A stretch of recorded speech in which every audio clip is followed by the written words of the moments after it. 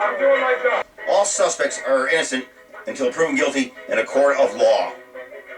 This episode of the Waldo Riveria Cops Edition was filmed by a body camera by a New York police officer earlier today. Today we're going to show what happens when police show great restraint after one, having a chemical thrown in his eyes, and two, a lit Molotov cocktail thrown at other officers shortly after the first incident. It's self-explanatory. This just goes to show you that these officers were obviously in danger of losing their lives. An unknown chemical in somebody's eyes, that's pretty much grave bodily harm. And a lit Molotov cocktail, that's a terrorist weapon, and that's a very dangerous item. I would say that they could be, yet they did not shoot this guy. They apprehended him.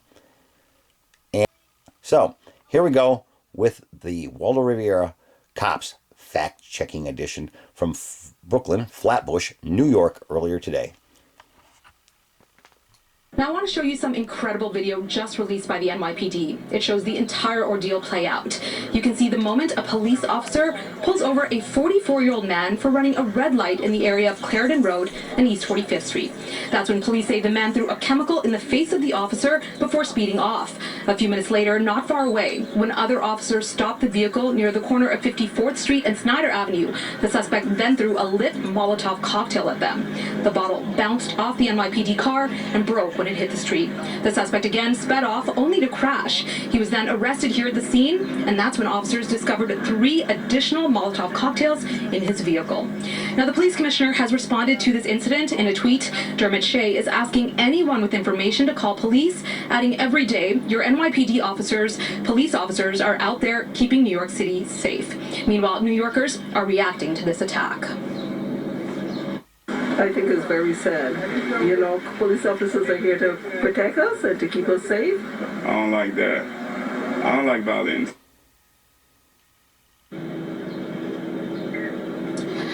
Now, the officer that had the liquid thrown in his face was taken to the hospital where he was treated for his injuries. No other officers were hurt in this attack. We're live tonight in East Flatbush. Karen Dillon, CBS 2 News. But if they had shot that guy, let's review this. If he had been shot by any of those police officers, there would be riots going on right now in Brooklyn and East Flatbush. Tell me I'm wrong, right? If he had been shot, that's what would have happened. They showed great restraint by not shooting him. I would have shot him. Somebody throws a Molotov cocktail at me, I'm going to shoot him. The next time you think the police just go up and shoot people, it takes a lot for a police officer to shoot. I am not justifying any shooting of any persons by anybody. I'm just saying, if their life's in danger, that's what they might have to do. The horrible accident in Minneapolis with the young man who was supposed to be tased and was shot, that police officer has been arrested and she's going to stand trial. So it is what it is. It was an accident. How, I don't know. She was on the force for 23 years. How do you mistake a taser for a firearm? I don't know. I don't know. I'm not a police officer. This is Waldo Riveria reporting. All lives matter. Trump 2024. Have a good evening, folks.